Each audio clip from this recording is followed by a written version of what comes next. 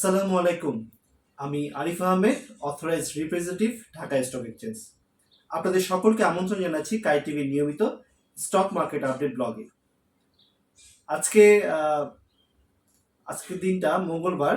আজকে কিন্তু আমরা যেটা দেখলাম সেটা হচ্ছে মার্কেট কিন্তু প্রথম দিকে একটা বেশ ভালো একটা গ্রোথ নিয়েছিল, প্রায় 100 ছুঁই ছুঁই হয়ে গেছিল ইন্ডেক্স। তারপর থেকে কিন্তু আবার দিন যত গড়াতে থাকে ততই ইন্ডেক্সটা কমে আসে এবং দিন শেষে কিন্তু 22 পয়েন্ট মাইনাস হয়ে যায়। এবং এটি আসলে খুব হতাশাজনক যে এত সুন্দরভাবে মার্কেটটা শুরু হলো, তবে দিন শেষে আবার কেন মাইনাস হয়ে গেল। তো আসলে কিছু নিউজ এখানে কাজ করেছিল, যে কারণে কিন্তু মার্কেটটা হঠাৎ করে প্যানিকড হয়ে যায়। আসলে আমি ব্যক্তিগতভাবে অনেক বিনিয়োগকারীদের সাথে কথা বলেছি একদম ট্রেড টাইমে, তাদের সামনে গিয়ে যখন ট্রেড চলছিল, প্রত্যেকের মধ্যে একটা আতঙ্ক ছিল যে জেড ক্যাটাগরির নিউজ এসছে, জেড ক্যাটাগরির একটা নতুন নিয়ম আসছে। এই নিয়মটা আসলে জেড ক্যাটাগরির নিয়ম আসা মানে হচ্ছে গিয়ে, আপনারা যদি অনেকে খেয়াল করে থাকেন যে যখন 1-1.5 মাস আগে জেড নিয়ে কথাবার্তা চলছিল, তখনই কিন্তু সেই ইস্যুতেই কিন্তু মার্কেটটা পড়া শুরু করে। তো সেই কারণে আসলে যারা বিনিয়োগকারী রয়েছে তাদের মধ্যে একটা আতঙ্ক তৈরি হয়। আমাকে অনেকেই বলেছে যে নিউজের স্ক্রল দিয়ে যাচ্ছে জেডের নতুন নিয়ম এসছে, নতুন আইন কানুন এসছে।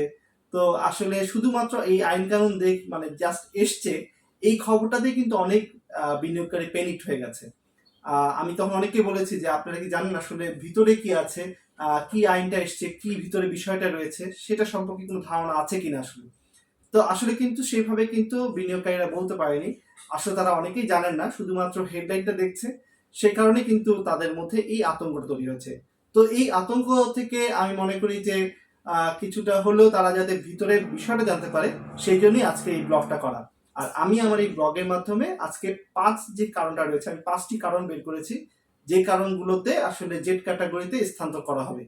এটি নিয়ে আসলে আজকে ব্লগে আপনাদের সাথে আমি আলোচনা করব। তো এখন তো আপনারা ফেসবুক, ইনস্টাগ্রাম এবং ইউটিউবে একসাথে পুরো ভিডিওটি দেখতে পারেন। তো আসলে মানে অ্যাটলিস্ট ফেসবুক থেকে বা ইনস্টাগ্রাম থেকে আপনাকে ইউটিউব চ্যানেলে আসতে হবে এমন কোনো বাধ্যবাধকতা নেই। তো শুধুমাত্র ইন্ট্রো পর্যন্ত অপেক্ষা করুন, ইন্ট্রোর পর পুরো ভিডিওটি পেয়ে যাবেন। তো আশা করি আপনাদের সবার সাথে আমার দেখা হচ্ছে ইন্ট্রোর পর। ধন্যবাদ।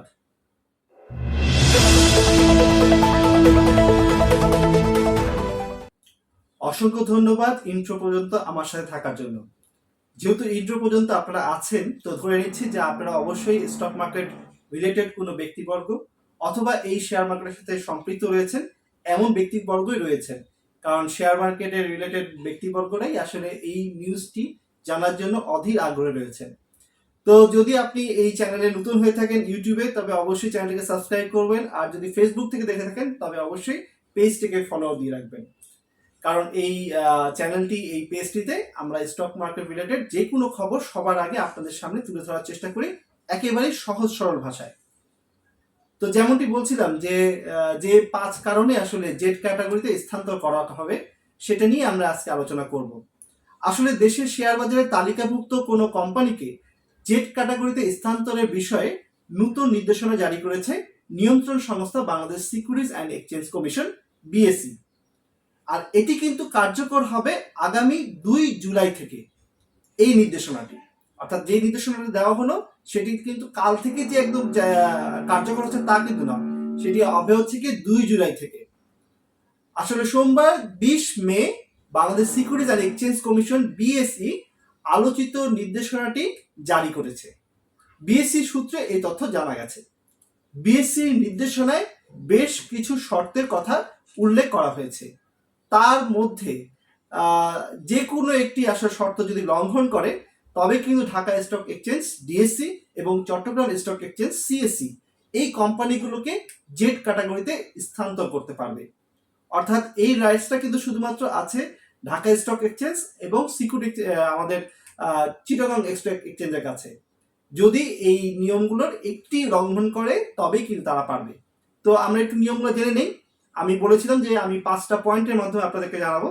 তো বিএসসির নতুন নীতিমালাগুলো হলো, প্রথম যে পয়েন্টটি সেটা হচ্ছে তালিকাভুক্ত কোম্পানিকে শেষ লভ্যাংশ ঘোষণার তারিখ থেকে বা স্টক এক্সচেঞ্জের তালিকাভুক্ত তারিখ থেকে পরপর 2 বছরের জন্য যদি কোনো লভ্যাংশ ঘোষণা করতে ব্যর্থ হয় তবে তাকে জেড ক্যাটাগরিতে স্থানান্তর করা হবে। আমি বিষয়টি আরেকটু খোলাখুলিভাবে বলার চেষ্টা করছি।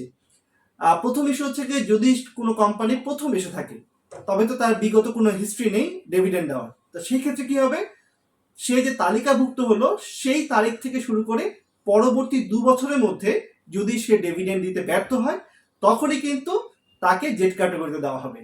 আর যেসব কোম্পানিগুলো 2-এর অধিক বছর ধরে আসলে স্টক মার্কেটে রয়েছে, আমাদের স্টক মার্কেটে পারফর্ম করছে, তাদের ক্ষেত্রে ধরা হবে যে সে যে শেষ লাস্ট যে ডিভিডেন্ডটা ঘোষণা করেছিল সেই তারিখ থেকে পরের 2 বছরের মধ্যে সে আবার ডিভিডেন্ড দিতে পেরেছে কি পারেনি। যদি না পারে তবে কিন্তু তাকে জেড ক্যাটাগরিতে যেতে হচ্ছে। এটি হচ্ছে কি একেবারে প্রথম পয়েন্ট। পাশাপাশি আইন অনুযায়ী একটি নির্দিষ্ট সময়ের মধ্যে কোম্পানির বার্ষিক সাধারণ সভা এজিএম করতে ব্যর্থ হলে এই সিদ্ধান্ত নেওয়া হবে। আমরা সকলেই এজিএম এর বিষয়ে অবগত রয়েছি। প্রত্যেকটা লিমিটেড কোম্পানি কিন্তু একটি নির্দিষ্ট সময়ে এজিএম করতে হয়, অর্থাৎ অ্যানুয়াল জেনারেল মিটিং যেটাকে বলা হয়, বার্ষিক সাধারণ সভা। এই সাধারণ সভাটা যদি ঠিক সময় মতো না করতে পারে তবেও কিন্তু এই কোম্পানিগুলোকে জেড ক্যাটাগরিতে নিয়ে আসা হবে। তবে এক্ষেত্রে একটি বিষয় রয়েছে, যদি কোনো রিট পিটিশন বা আদালতের বিচারাধীন কোনো আইনি প্রক্রিয়ার ফলস্বরূপ এজিএম অনুষ্ঠিত না হওয়ার ক্ষেত্রে, অর্থাৎ উপবিচারের বিষয় বা জোরপূর্বক ঘটনা ঘটলে জেড ক্যাটাগরিতে স্থানান্তর থেকে সর্বোচ্চ 2 বছর সময় পর্যন্ত বিবেচনা করা যেতে পারে।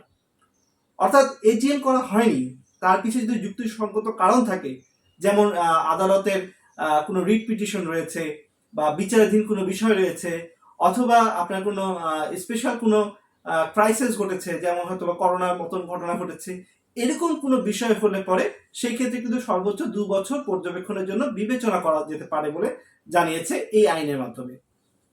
তৃতীয় যে বিষয়টি এসছে সেটি একেবারে খুব কার্যকর, সেটা হচ্ছে কি উৎপাদনের উপর ভিত্তি করে। যদি তালিকাভুক্ত কোম্পানির সংস্কার বা বিএমআরইটা একটু খুলে বলি, সেটা হচ্ছে গিয়ে আধুনিকরণ, পুনর্বাসন এবং সম্প্রসারণ এর জন্য এই ধরনের কোনো সময় ব্যতীত ন্যূনতম 6 মাস ধরে একটানা উৎপাদনে না থাকলে তাকে জেড ক্যাটাগরিতে স্থানান্তর করা হবে। অর্থাৎ 6 মাস ধরে কোনো কোম্পানি উৎপাদনে যেতে পারছে না, তবে তার অবশ্যই একটা যুক্তিসঙ্গত কারণ রয়েছে। যদি থাকে যে সেটা আধুনিকরণ করা হচ্ছে, পুনর্বাসন করা হচ্ছে, মানে এক জায়গা থেকে আরেক জায়গায় নেওয়া হচ্ছে, অথবা এটা সম্প্রসারণ করা হচ্ছে ফ্যাক্টরিটাকে, তো এরকম হতে পারে। যদি হয় সেক্ষেত্রে বিষয়টা বিবেচ্য। তবে এই সকল বিবেচনামূলক এইসব যদি ক্লজগুলো না থাকে, যেমন আধুনিকরণ, পুনর্বাসন এবং সম্প্রসারণ, এই সকল বিষয়গুলো যদি না থাকে, তারপরে যদি কোনো কোম্পানি 6 মাস ধরে আসলে উৎপাদনে না থাকে তবে কিন্তু সেই কোম্পানিগুলোকে জেড ক্যাটাগরিতে দেওয়া হবে। তো এটি গেল হচ্ছে কি 3 নম্বর পয়েন্ট। আমরা 4 নম্বর পয়েন্টে আসছি। পুঞ্জীভূত লোকসানের পরিমাণ কোম্পানির পরিশোধিত মূলধন ছাড়িয়ে গেলে, অর্থাৎ যে পুঞ্জীভূত লোকসান যদি তার যে পরিশোধিত যে মানে মূলধন ছিল তার থেকে যদি বেশি হয়ে যায় তাহলে কিন্তু সেই কোম্পানিকে জেড ক্যাটাগরিতে স্থানান্তর করা হবে।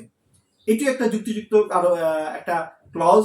এবং আমাদের যে শেষ যে পয়েন্টটা সেটা হচ্ছে গিয়ে কোম্পানি ঘোষিত বা অনুমোদিত লভ্যাংশের কমপক্ষে 80% নির্ধারিত সময়সীমার মধ্যে পরিশোধ বা বিতরণ করতে ব্যর্থ হলে সেটিকে জেড ক্যাটাগরিতে স্থানান্তর করা যেতে পারে, এবং এটি করবে stock exchange.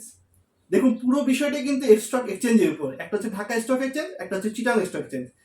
BSc Bangladesh security exchange commission কিন্তু শুধুমাত্র এই নীতিমালাগুলো তুলে ধরলো, আমাদের আইনগতভাবে তুলে ধরলো আমাদের এই 2 স্টক এক্সচেঞ্জের কাছে। বাকি দায়িত্বটা কিন্তু বর্তায় হচ্ছে কি আমাদের ঢাকা স্টক এক্সচেঞ্জ এবং সিকিউরিটি এক্সচেঞ্জ কমিশনকে। তো লাস্টে যে পয়েন্টটা ছিল সেটি খুবই একটা গুরুত্বপূর্ণ পয়েন্ট, যে দেখুন বিভিন্ন কোম্পানি হয়তো লভ্যাংশ দিয়েছে, বললো হ্যাঁ লভ্যাংশ দেওয়া হয়ে গেছে, কিন্তু লভ্যাংশ দেওয়ার পর কিন্তু একটা সময়সীমা আছে। যেমন একটা এজিএম হওয়ার পর 40 দিন একটা সময় পায়। এই 40 দিনের মধ্যে কিন্তু সেই যেই ডিভিডেন্ডটা ঘোষণা করেছে, সেটা হয় স্টক না হোক ক্যাশ, যেটাই হোক না কেন, সেই ডিভিডেন্ডটা কিন্তু ক্লায়েন্টের বি অ্যাকাউন্টে চলে আসতে হবে। আর যদি ক্যাশ হয়ে থাকে সেটা কিন্তু তার সরাসরি তার ব্যাংক অ্যাকাউন্টে চলে যাবে। শুধুমাত্র মার্জিন যে অ্যাকাউন্টগুলো আছে তাছাড়া, মার্জিন অ্যাকাউন্টগুলোর তো আপনার জানেন অর্থটা যেটা ক্যাশ ডিভিডেন্ড থাকে সেটা কিন্তু ব্রোকার হাউসের কাছে চলে যায় বা মার্চেন্ট ব্যাংকের কাছে চলে যায়। তাছাড়া কিন্তু এই ডিসবার্সমেন্টটা যদি 80% না করতে পারে নির্ধারিত সময়ের মধ্যে, তাহলেও কিন্তু সেই কোম্পানিটাকে জেড ক্যাটাগরিতে দেওয়া হবে। তো এই গেল হচ্ছে কি আসলে নিয়ম কানুনগুলো যেগুলো আমরা শুনলাম। এখন আসা যাক যে জেডে আসলে কি হবে। আসলে জেডে আসলে পরে এখানে একটা বিশেষভাবে ক্লজ রয়েছে, সেটা হচ্ছে কি ব্যাংক, বিমা ও আর্থিক খাতে প্রতিষ্ঠান ছাড়া, মানে এই কটা প্রতিষ্ঠান ছাড়া জেড ক্যাটাগরিভুক্ত অন্য কোম্পানির উদ্যোক্তা, শেয়ার হোল্ডার এবং পরিচালকদের শেয়ারের লেনদেনে নিষেধাজ্ঞা থাকবে। তাদের কিন্তু লেনদেনে কিন্তু একটা নিষেধাজ্ঞা থাকবে। এখন বিএসসির অনুমতি ছাড়া তারা এই কোম্পানি কোনো শেয়ার কিনতে, বেচতে এবং হস্তান্তর করতে পারবে না। তবে এটা মাথায় রাখতে হবে, ব্যাংক, বিমা এবং আর্থিক খাত ছাড়া কিন্তু অন্য যে সকল প্রতিষ্ঠান রয়েছে। আর সবচেয়ে বড় যে বাধাটা জেড ক্যাটাগরির ক্ষেত্রে, এটা আমাদের যারা বিনিয়োগকারী রয়েছে তারা সবচেয়ে বেশি ফেস করে থাকেন, তাদের মধ্যে সবচেয়ে বেশি সমস্যা কিন্তু এখানেই ফেস করে থাকে। সেটা হচ্ছে কি জেড ক্যাটাগরি T+3 ভিত্তিক জেড ক্যাটাগরি শেয়ার লেনদেনে নিষ্পত্তি হবে। অর্থাৎ T+3 মানে আজকে যে ট্রেড ডে, আজকে যদি আমরা ধরি রোববার, তাহলে রোববার, সোম, মঙ্গল, বুধবার গিয়ে এই শেয়ারটা কিন্তু ম্যাচিউর হবে যদি সে আজকে কিনে, রোববারে কিনে। আমার হিসাব অনুযায়ী আমি রোববারই বলছি। আবার ঠিক এমনি ভাবে যদি আজকে রোববার সেল করে, তাহলে সেই টাকা তুলতে তুলতে তার কিন্তু বুধবার পর্যন্ত লেগে যাবে। তো এখানে হচ্ছে সবচেয়ে বড় যে বাধাটা, এবং এই টাকাটা কিন্তু ম্যাচিউর করে যদি আবার শেয়ার কিনতে হয়, তাহলে কিন্তু আবার তাকে এই সময়টা অপেক্ষা করতে হচ্ছে। তো এখানে আসলে আমাদের ভালো যে সকল ক্যাটাগরিগুলো রয়েছে এ, বি, তাছাড়া যখন আমরা এই যে জেড ক্যাটাগরিতে যাই, তখন এই জেড ক্যাটাগরির মধ্যে পার্থক্যটা কিন্তু আমরা এখানেই পাই। তো এই নিয়মগুলো কিন্তু করা হয়েছে আসলে একেবারে সাধারণ যারা বিনিয়োগকারী, সাধারণ বিনিয়োগকারী থেকে শুরু করে বড় বিনিয়োগকারী, যত বিনিয়োগকারী রয়েছে সবার কথা বিবেচনা করি। কারণ দেখেন, একটা কোম্পানি আমাদের কাছে আসে, আমাদের স্টক মার্কেটে লিস্টেড হয়ে আমাদের কাছে আইপিওর মাধ্যমে টাকা তুলে নেয়, এবং আইপিও তুলে নেওয়ার পর তারা যদি ঠিকভাবে এই নিয়ম কানুনগুলো না মেনে চলে, আমাদের বিনিয়োগকারীদের সঠিকভাবে ডিভিডেন্ড না দেয়, আমাদের বিনিয়োগকারীদের ঠিক মতন যে ডিভিডেন্ড দেওয়া হলো তারপরে দেখা গেল যে তারা ডিসবার্স করতে সময় নিচ্ছে, তাহলে কিন্তু এই পানিশমেন্টগুলোর জন্যই কিন্তু তাদেরকে জেড ক্যাটাগরিতে নিয়ে যাওয়া হবে। এবং আসলে এ, বি, জেড এইসব করার কিন্তু একটা বড় কারণটাই হচ্ছে গিয়ে আমাদের সাধারণ বিনিয়োগকারীরা যাতে চোখ বন্ধ করে বুঝতে পারে যে এই কোম্পানিটা ভালো পারফর্ম করে, এর ফাইন্যান্সিয়াল পারফরমেন্স ভালো, এই গ্রোথ কোম্পানি, এবং এই সকল বিবেচনা কিন্তু করে কিন্তু তারা এ, বি এই এই এই গ্রুপগুলো করে থাকে। এবং আমরা যখন জেড ক্যাটাগরি নাম শুনি তখনই কিন্তু বুঝে যায় যে জেড ক্যাটাগরি মানে এই কোম্পানির ফাইন্যান্সিয়াল রিপোর্ট অত ভালো না, এজিএম তারা ঠিকমতো করে না, ডিভিডেন্ড ঠিকমতো দিচ্ছে না। তো সেই কারণেই কিন্তু এই গ্রুপিংটা করা হয়ে থাকে। তো যারা আসলে এই কোম্পানিগুলোকে ভালো অবস্থায় নিয়ে আসে স্টক মার্কেটে এবং আনার পর এই হাল হতে থাকে, তখন কিন্তু আসলে দেখার দায়িত্ব হচ্ছে কি আমাদের এই নিয়ন্ত্রণ সংস্থার। তো নিয়ন্ত্রণ সংস্থা যদি আসলে ঠিক মতো দায়িত্ব পালন করে, তারা যদি ঠিকভাবে এটাকে অবজার্ভ করে, এবং আমাদের যারা ঢাকা স্টক এক্সচেঞ্জ এবং সিকিউরিটি আমাদের যে সিএসসি তে আছে, তাদেরও কিন্তু এই দায়িত্ব বর্তায় যে আসলে কোন কোম্পানিগুলো ভালো পারফর্ম করতেছে আবার কোনগুলো পারফর্ম করছে না।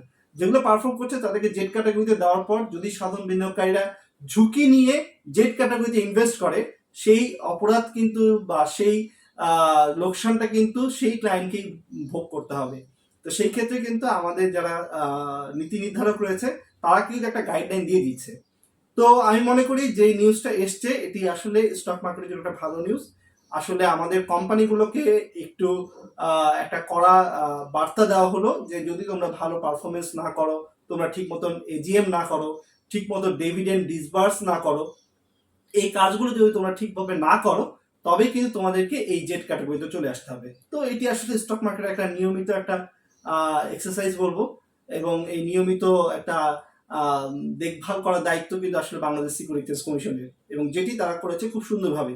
তো এতে আসলে আতঙ্কিত হওয়ার কিছুই নেই আমার মতে, যে এই আতঙ্কিত হয়ে যে মার্কেট একটা ভালো দিকে যাচ্ছিল আজকে দিন শুরুতে, আবার ঠিক এমনি ভাবেই মার্কেট আবার পড়ে আসলো। কারণ শুধুমাত্র এখানে যেটা বলবো যে আমাদের গাফলতি হচ্ছে কি আমাদের বিনিয়োগকারীদের, আমরা ভিতরের অংশটা না জেনেই আসলে অনেক সিদ্ধান্ত নিয়ে থাকি। তো আশা করবো আমাদের বিনিয়োগকারী যারা রয়েছেন তারা আরো বেশি এই বিষয়ে পড়ালেখা করবেন, এই বিষয়ে আরো জানবেন, বিস্তারিত জানার চেষ্টা করবেন, আর এইভাবেই কিন্তু আমাদের স্টক মার্কেটটাই সামনের দিকে এগিয়ে যাবে। তো আমি আশা রাখছি যে আমাদের স্টক মার্কেটটা ঠিক এইভাবে সামনের দিকে এগিয়ে যাক, এই প্রত্যয় নিয়ে আজকের মতন আপনাদের কাছ থেকে বিদায় নিচ্ছি। তবে খুব অল্প সময়ের মধ্যে আবার চলে আসবো স্টক মার্কেট আপডেট যে কোনো ব্লগ নিয়ে। ততক্ষণ ভালো থাকবেন, সুস্থ থাকবেন এবং আমার পরিবারের জন্য দোয়া করবেন। আল্লাহ হাফেজ।